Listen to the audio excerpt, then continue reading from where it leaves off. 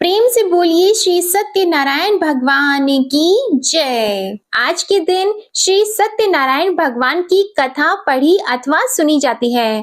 तो आइए आज आपको सुनाते हैं श्री सत्यनारायण भगवान की संपूर्ण व्रत कथा और आरती। एक समय नैमिषारण्य तीर्थ में शौनक आदि 88,000 ऋषियों ने श्री सूत जी से पूछा, हे प्रभु, इस कलयुग में वेद विद्या रहित मनुष्यों को प्रभु भक्ति किस प्रकार मिलेगी और उनका उद्धार कैसे होगा। इसलिए हे मुनि श्रेष्ठ, कोई ऐसा तप कहिए जिससे थोड़े समय में पुण्य प्राप्त हो जाए तथा मनोवांछित फल मिले। वह कथा सुनने की हमारी बहुत इच्छा है। सर्वशास्त्र ज्ञाता श्री सूत जी बोले, हे वैष्णवों में पूज्य, आप सबने प्राणियों के हित की बात पूछी है। अब मैं उस श्रेष्ठ व्रत को आप लोगों से कहूंगा जिस व्रत को नारद जी ने लक्ष्मी नारायण जी से पूछा था और लक्ष्मीपति ने मुनि श्रेष्ठ नारद जी से कहा था। सो ध्यान से सुनिए।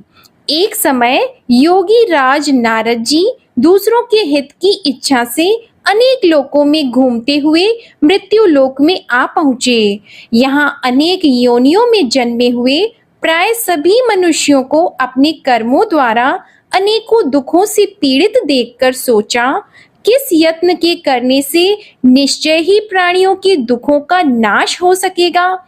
ऐसा मन में सोचकर विष्णु लोक को चले गए। वहां श्वेत वर्ण और 4 भुजाओं वाले देवों के ईश नारायण को देखकर, जिनके हाथों में शंख चक्र गदा और पद्मा थे, वे वरमाला पहने हुए थे, उनकी स्तुति करने लगे। हे भगवान, आप अत्यंत शक्ति से संपन्न हैं। मन तथा वाणी भी आपको नहीं पा सकती। आपका आदि मध्य अंत नहीं है। निर्गुण स्वरूप सृष्टि के आदि भूति व भक्तों के दुखों को नष्ट करने वाले हो। आपको मेरा नमस्कार है। नारद जी से इस प्रकार की स्तुति सुनकर विष्णु भगवान बोले, हे मुनि श्रेष्ठ, आपके मन में क्या है? आपका किस काम के लिए आगमन हुआ है? निःसंकोच होकर कहिए।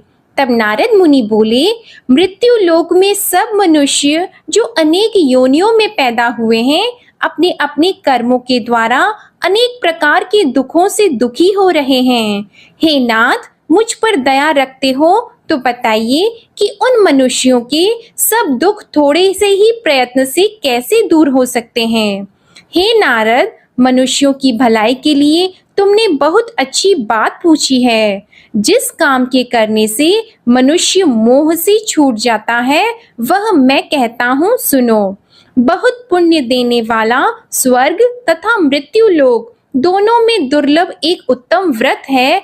आज मैं प्रेमवश होकर तुमसे कहता हूँ। सत्यनारायण का यह व्रत अच्छी तरह विधि पूर्वक करने से मनुष्य आयु पर्यंत यहाँ सुख भोग कर मरने पर मोक्ष को प्राप्त होता है। श्री भगवान के वचन सुनकर नारद मुनि बोले कि उस व्रत का फल क्या है, क्या उस व्रत का विधान है और किसने यह व्रत किया है और किस दिन यह व्रत करना चाहिए, विस्तार से कहिए। भगवान श्री विष्णु बोले, दुख शोक आदि को दूर करने वाला, धन धान्य को बढ़ाने वाला, सौभाग्य तथा संतान को देने वाला यह व्रत सब स्थानों पर विजयी करने वाला है। भक्ति और श्रद्धा के साथ किसी भी दिन मनुष्य श्री सत्यनारायण की शाम के समय ब्राह्मणों और बंधुओं के साथ धर्मपरायण होकर पूजा करे। भक्ति भाव से नैवेद्य, केले का फल, घी, दूध और गेहूं का चूर्ण सवाया ले। गेहूं के अभाव में साठी का चूर्ण, शक्कर और गुड़ ले और सब भक्षण योग्य पदार्थ जमा करा के भगवान के अर्पण कर दें तथा बंधुओं सहित ब्राह्मणों को भोजन कराएं। इसके पश्चात स्वयं भी भोजन करें। नृत्य गीत आदि का आचरण करके भगवान सत्यनारायण का स्मरण करते हुए समय व्यतीत करे। इस तरह व्रत करने पर मनुष्यों की सभी इच्छा निश्चय ही पूरी होती है।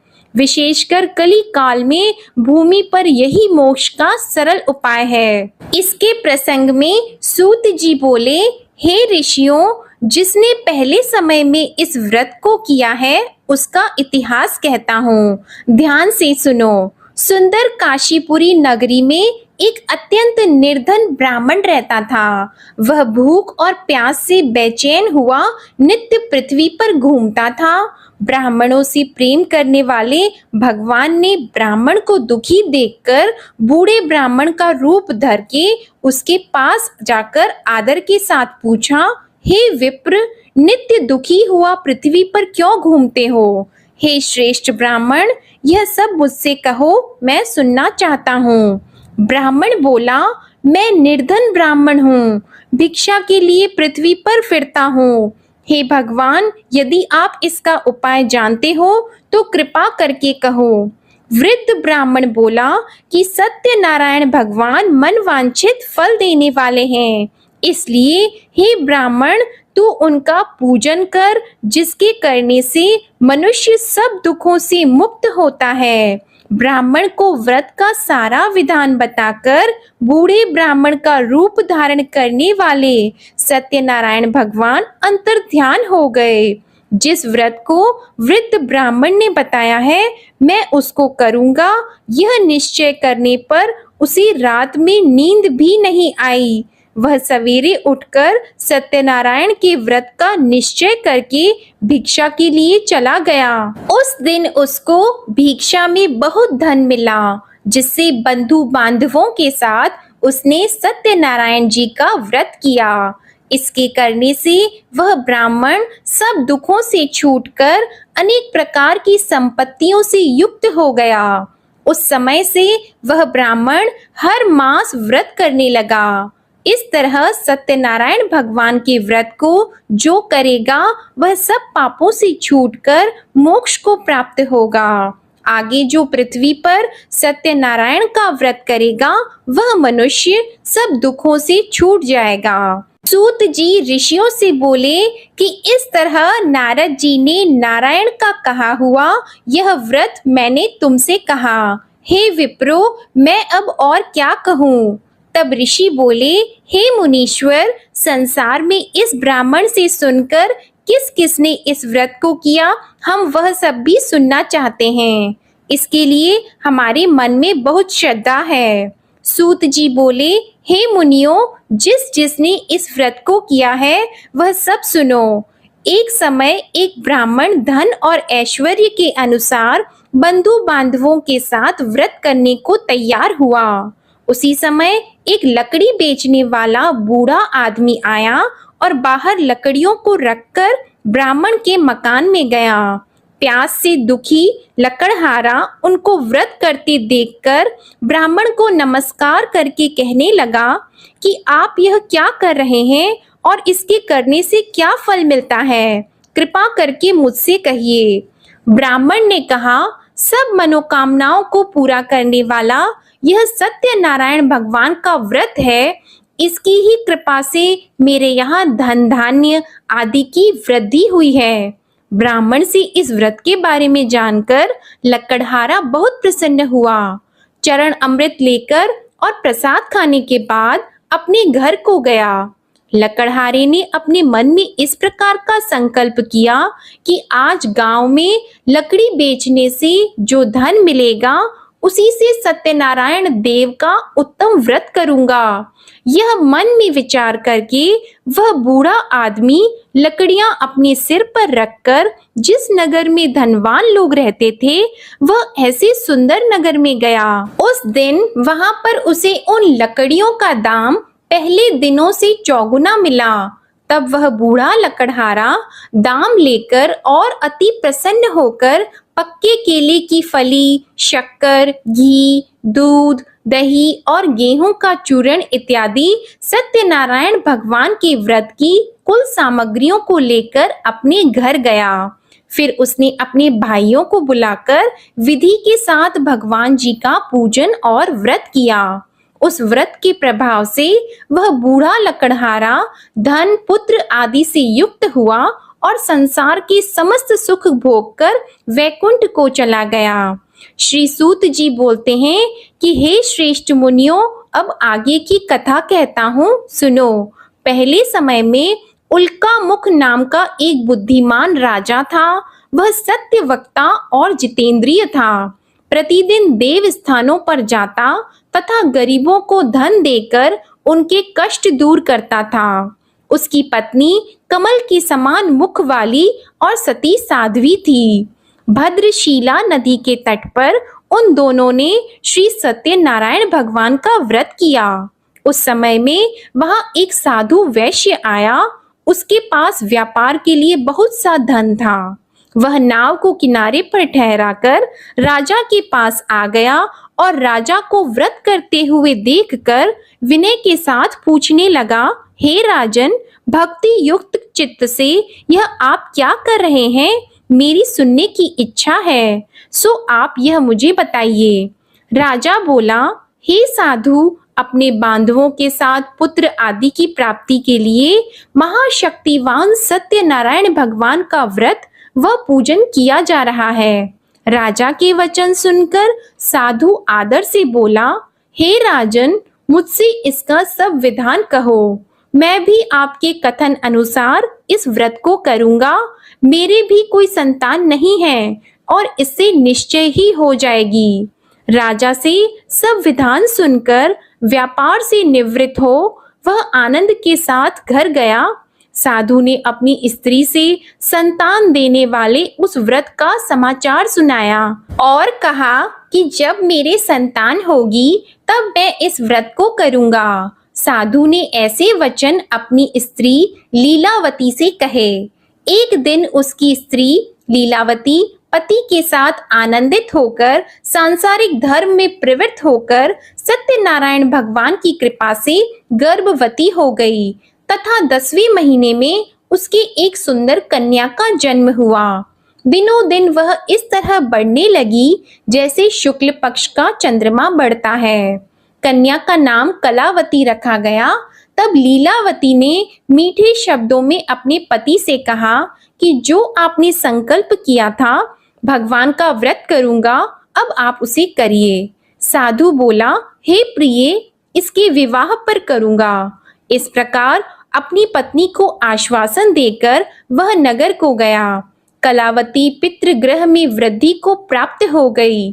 साधु ने जब नगर में सखियों के साथ अपनी पुत्री को देखा तो तुरंत दूत को बुलाकर कहा कि पुत्री के वास्ते कोई सुयोग्य वर देखिए। साधु की आज्ञा पाकर दूत कंचन नगर पहुंचा और वहां पर बड़ी खोज और देखभाल कर लड़की के लिए सुयोग्य वाणिक पुत्र को ले आया। उस सुयोग्य लड़के को देखकर साधु ने अपने बंधु बांधवों सहित प्रसन्न चित्त अपनी पुत्री का विवाह उसके साथ कर दिया। किंतु दुर्भाग्य से विवाह के समय भी उस व्रत को करना भूल गया। तब श्री भगवान क्रोधित हो गए और श्राप दिया कि तुम्हें दारुण दुख प्राप्त होगा। अपने कार्य में कुशल साधु बनिया जमाता सहित समुद्र स्थित रत्नपुर नगर में गया और वहां दोनों ससुर जमाई चंद्रकेतु राजा के उस नगर में व्यापार करने लगे।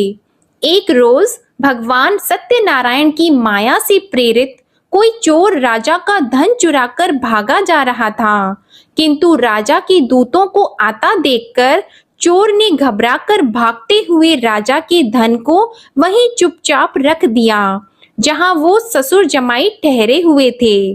तब दूतों ने उस साधु वैश्य के पास राजा के धन को रखा देखा तो वे दोनों को बांध कर ले गए और प्रसन्नता से दौड़ते हुए राजा के समीप जाकर बोले, यह 2-4 हम पकड़ कर लाए हैं, देखकर आज्ञा दें।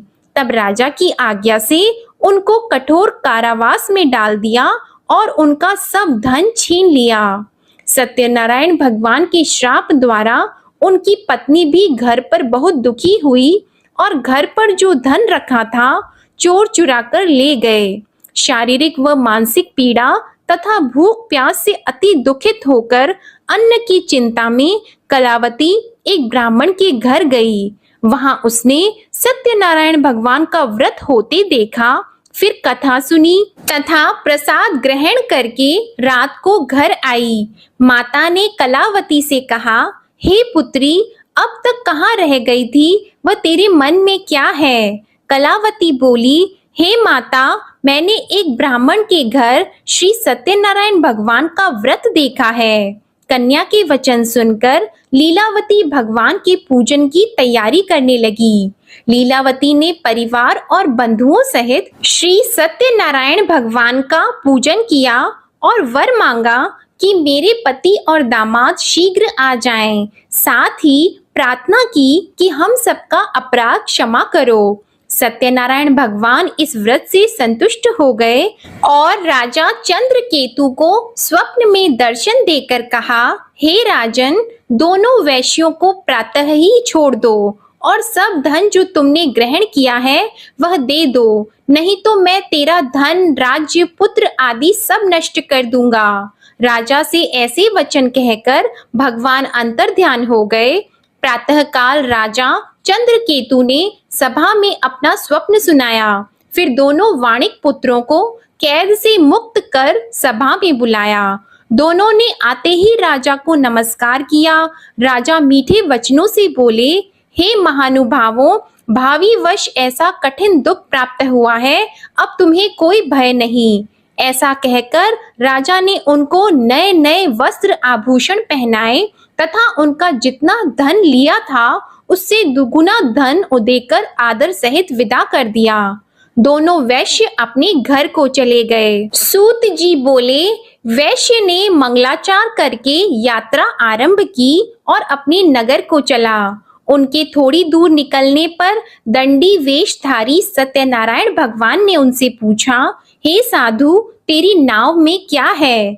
अभिमानी वाणिक हंसता हुआ बोला, हे दंडी, आप क्यों पूछते हो? क्या धन लेने की इच्छा है? मेरी नाव में तो बेल और पत्ते भरे हैं।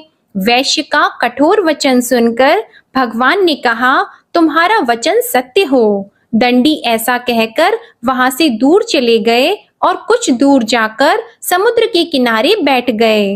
दंडी के जाने पर वैश्य ने नित्य क्रिया करने के बाद नाव को ऊंची उठी देखकर अचंभा किया और नाव में बेल पत्ते आदि देखकर मूर्छित होकर जमीन पर गिर पड़ा। फिर मूर्छा खुलने पर अत्यंत शोक प्रकट करने लगा। तब उसका दामाद बोला कि आप शोक न करें, यह दंडी का श्राप है, अतः उनकी शरण में चलना चाहिए, तभी हमारी मनोकामना पूरी होगी। दामाद के वचन सुनकर वह दंडी के पास पहुंचा और अत्यंत भक्ति भाव से नमस्कार करके बोला, मैंने जो आपसे असत्य वचन कहे थे उनको क्षमा करो। ऐसा कहकर महान शोकातुर होकर रोने लगा। तब दंडी भगवान बोले, हे वाणिक पुत्र, मेरी आज्ञा से बार बार तुम्हें दुख प्राप्त हुआ है, तू मेरी पूजा से विमुख हुआ। साधु बोला, हे भगवान, आपकी माया से मोहित ब्रह्मा आदि भी आपके रूप को नहीं जानते, तब मैं अज्ञानी कैसे जान सकता हूँ? आप प्रसन्न होइए, मैं सामर्थ्य के अनुसार आपकी पूजा करूंगा। मेरी रक्षा करो और पहले के समान नौका में धन भर दो। उसके भक्ति युक्त वचन सुनकर भगवान प्रसन्न होकर उसकी इच्छा अनुसार वर देकर अंतर ध्यान हो गए।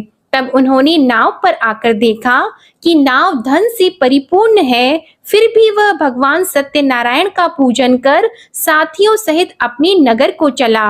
अब अपने नगर के निकट पहुंचा, तब दूत को घर भेजा। दूत ने साधु के घर जाकर उसकी स्त्री को नमस्कार करके कहा कि साधु अपने दामाद सहित इस नगर के समीप आ गए हैं। ऐसा वचन सुनकर साधु की स्त्री ने बड़े हर्ष के साथ सत्यदेव का पूजन कर पुत्री से कहा, मैं अपने पति के दर्शन को जाती हूँ, तू कार्य पूर्ण करके शीघ्र आ जा। माता के ऐसे वचन सुनकर कलावती प्रसाद छोड़कर पति के पास गई। प्रसाद की अवज्ञा के कारण सत्यदेव ने रुष्ट होकर उसके पति को नाव सहित पानी में डुबा दिया। कलावती अपने पति को न देखकर रोती हुई जमीन पर गिर गई। इस तरह नौका को डूबा हुआ तथा कन्या को रोता देखकर साधु दुखी होकर बोला, हे प्रभु, मुझसे या मेरे परिवार से जो भूल हुई है उसे क्षमा करो। उसके दीन वचन सुनकर सत्यदेव प्रसन्न हो गए और आकाशवाणी हुई कि हे साधु, तेरी कन्या मेरे प्रसाद को छोड़कर आई है, इसलिए इसका पति अदृश्य हुआ है। यदि वह घर जाकर प्रसाद खाकर लौटे तो इसे पति अवश्य मिलेगा। ऐसी आकाशवाणी सुनकर कलावती ने घर पहुंचकर प्रसाद खाया, फिर आकर पति के दर्शन किए। तत्पश्चात साधु ने बंधु बांधवों सहित सत्यदेव का विधि पूर्वक पूजन किया। उस दिन से वह पूर्णिमा को सत्यनारायण का पूजन करने लगा। फिर इस लोक का सुख भोग कर अंत में स्वर्ग लोक को गया। सूत जी बोले, हे ऋषियों, मैं और भी कथा कहता हूँ, सुनो। प्रजा पालन में लीन तुंगध्वज नाम का राजा था। उसने भी भगवान का प्रसाद त्याग कर बहुत दुख पाया। एक समय वन में जाकर वन्य पशुओं को मारकर बड़ के पेड़ के नीचे आया। वहां उसने ग्वालों को भक्ति भाव से बांधवों सहित सत्यनारायण जी का पूजन करते देखा। राजा देखकर भी अभिमानवश वहां नहीं गया और न ही पूजन किया या नमस्कार किया। जब ग्वालों ने भगवान का प्रसाद उसके सामने रखा तो वह प्रसाद को त्याग कर अपनी सुंदर नगरी को चला गया। वहां उसने अपना सब कुछ नष्ट पाया तो वह जान गया कि यह सब भगवान ने किया है। तब वह विश्वास करके ग्वालों के समीप गया और विधि पूर्वक पूजन करके प्रसाद खाया तो सत्यदेव भगवान की कृपा से पहले जैसा था वैसा ही हो गया। फिर दीर्घ काल तक सुख भोग कर मरने पर स्वर्ग लोक को गया। जो मनुष्य इस परम दुर्लभ व्रत को करेगा, भगवान सत्यनारायण की कृपा से उसे धन धान्य की प्राप्ति होगी। निर्धन धनी और बंदी बंधन से मुक्त होकर निर्भय हो जाता है। संतानहीनों को संतान प्राप्त होती है तथा सब मनोरथ पूर्ण होकर अंत में वैकुंठ धाम को जाता है। यह सत्य है। श्री सूत जी कहते हैं कि ब्राह्मणों, आपको मैंने सत्यनारायण व्रत की यह पावन कथा सुनाई है। इस व्रत का पालन करके मनुष्य सभी दुखों से मुक्त हो जाता है। विशेषतः कलयुग में श्री सत्यनारायण की पूजा महान फल देने वाली है। इन देवता को कोई सत्यनारायण कहते हैं और कोई सत्यदेव कहते हैं।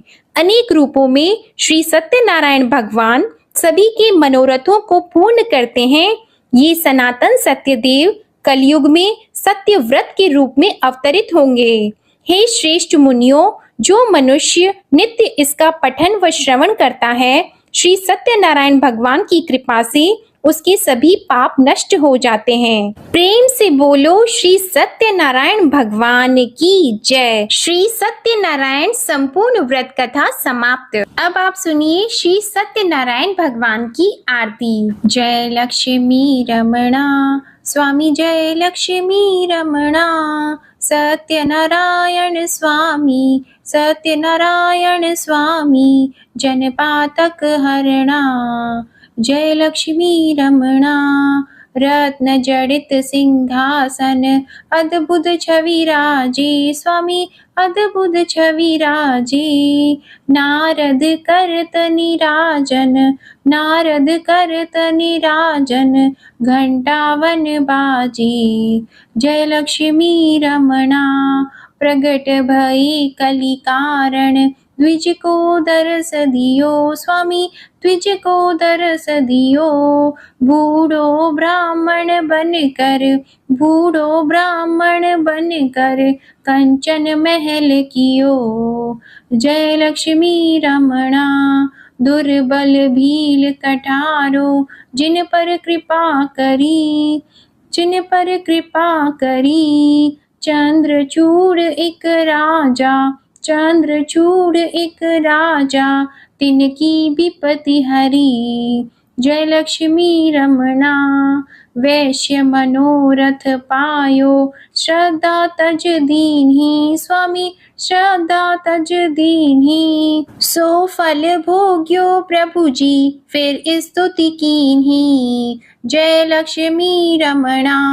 भाव भक्ति के कारण छिन छिन रूप धरियो, स्वामी छिन छिन रूप धरियो। श्रद्धा धारण कीन्ही, श्रद्धा धारण कीन्ही, तिनको काज सरियो। जय लक्ष्मी रमणा, ग्वाल बाल संग राजा, बन में भक्ति करी, स्वामी बन में भक्ति करी। मन वांछित फल दीन्हो, मन वांछित फल दीन्हो, दीन दयालु हरि।